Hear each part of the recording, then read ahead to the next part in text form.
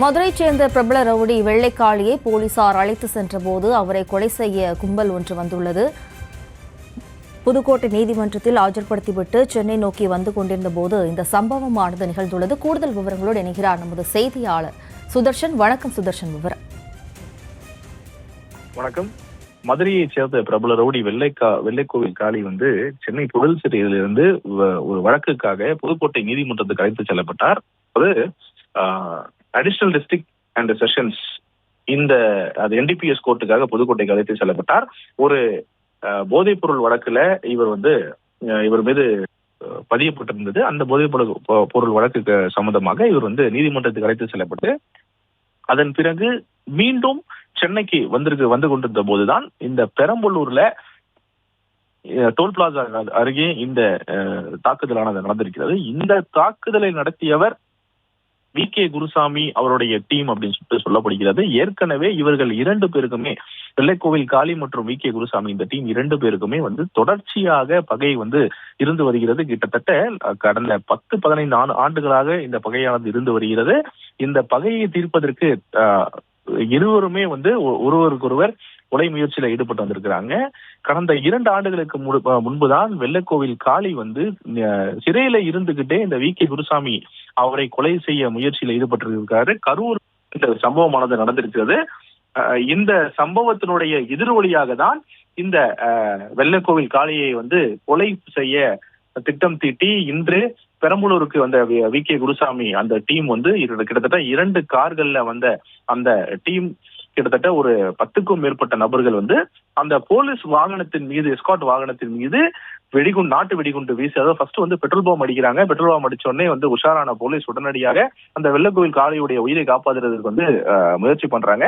தொடர்ச்சியாக உடனடியாக இன்னொரு அந்த VK குருசாமி அந்த டீம் அந்த நாட்டு வெடிகுண்டை வாகனத்தின் மீது வீசுறாங்க. வாகனத்தின் மீது வீசும் போது சுதாரித்துக் கொண்ட போலீசார் அவர்களுடைய உயிரை காப்பாற்றுவதற்கும், அது மட்டும் இல்லாம எஸ்கார்ட் கூட்டு வந்த அந்த சம்பந்தப்பட்ட அக்யூஸ்டுக்கு அவருடைய உயிரை காப்பாற்றுறதுக்கும் உடனடியாக ஃபயர் பண்றாங்க. அந்த சம்பந்தப்பட்ட அந்த கார்ல அந்த டீம் மேல ஃபயர் பண்றாங்க. ஆனா ஃபயர் பண்ணும் போது அது மிஸ்ஃபயர் ஆனது காரணத்தினால அந்த சம்பந்தப்பட்ட அந்த நபர்கள், அதாவது எந்த கொலை செய்ய நோக்கத்துடன் அந்த VK குருசாமி டீம் அவர்கள் மீது அந்த போலீசார் துப்பாக்கி சூடு நடத்தியும் போது அந்த புல்லட் சரியாக அவர்கள் மீது படாத காரணத்தினால சம்பந்தப்பட்ட அந்த நபர்கள் அங்க எஸ்கேப் ஆயிடுறாங்க. எஸ்கேப் ஆனவர்கள் உடனடியாக எங்கு சென்றார்கள் என்று தெரியவில்லை.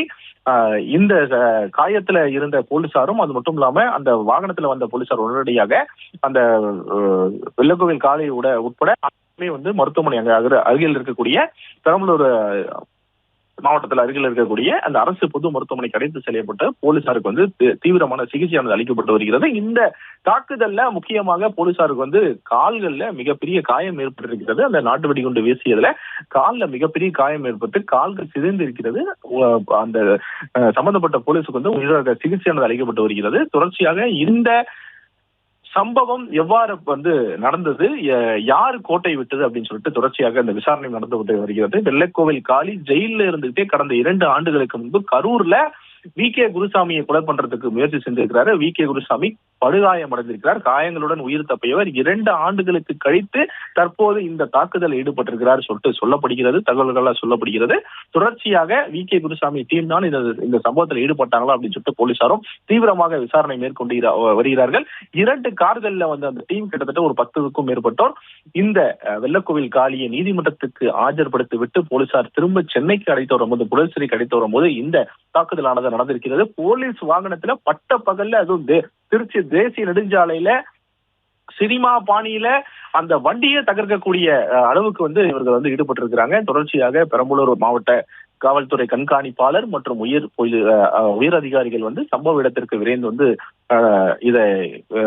சம்பவ ஸ்பாட்டை விசிட் பண்ணி தொடர் விசாரணை மேற்கொண்டு வருகிறார்கள். ஒரு டீ கடையில அமர்ந்து கொண்டு சாதாரணமாக அமர்ந்து பேசிக்கொண்டு அதன் பிறகு இந்த வாகனத்தின் மீது நாட்டு வெடிகுண்டுகளை வீசி அவர்களை அந்த வெள்ளைக்கோவில் காளி உட்பட உள்ள இருக்கக்கூடிய போலீசார் அனைவருமே கொலையை செய்யணும் அப்படின்ற ஒரு நோக்கத்துல பெரும் பரபரப்பை ஏற்படுத்தியிருக்கிறது.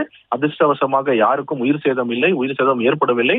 தொடர்ச்சியாக அது மட்டும் இல்லாம இந்த நபர்கள் யார், எங்கிருந்து வந்தார்கள், எந்த வழியாக வந்தார்கள், எந்த கார்ல வந்தாங்க, இது உண்மையாலுமே வி.கே. குருசாமி அந்த டீம் தானே, இது ரிவெஞ்ச்ல நடந்த இந்த சம்பவமா அப்படின்னு சொல்லிட்டு தொடர்ச்சியாக போலீசார் விசாரணை மேற்கொண்டு வருகிறார்கள்.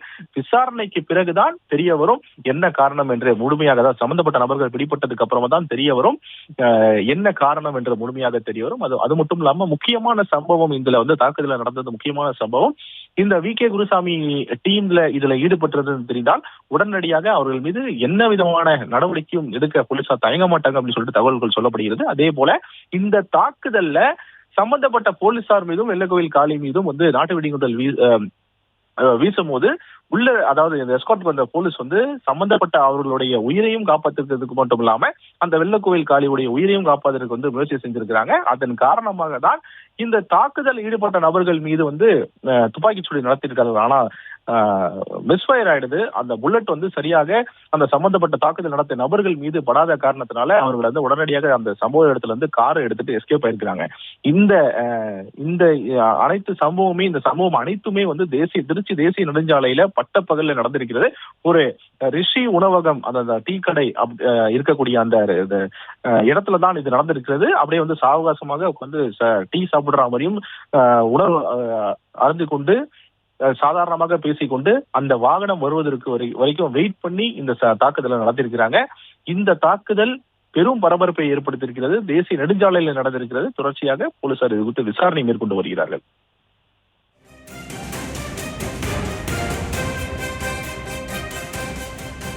விவரங்களுக்கு நன்றி சுதர்ஷன்.